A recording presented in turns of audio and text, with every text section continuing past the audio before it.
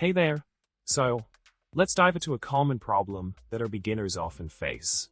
You have a list containing vectors of different test scores, and you need to sum up the first elements of each vector. The current solution you're using involves nested for loops to iterate through the list and calculate the sum. It works fine, but feels a bit clunky, resembling Java more than R.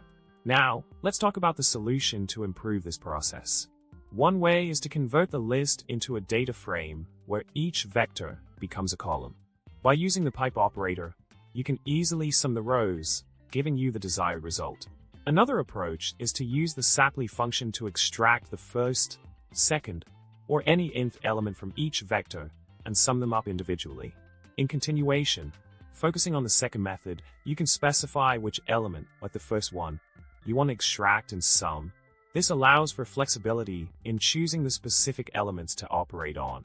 By using sapli along with the extract and sum functions, you can efficiently handle the task without the need for nested loops. To sum it up, we've explored two efficient ways to tackle the problem of extracting and summing elements from a list of vectors in R. Whether converting the list to a data frame or utilizing sapli for targeted element extraction, these methods offer a cleaner and more R-friendly solution. I hope this helps improve your coding skills and makes your homework assignments a breeze. Don't forget to subscribe, like the video, and drop a comment below with your thoughts. Happy coding!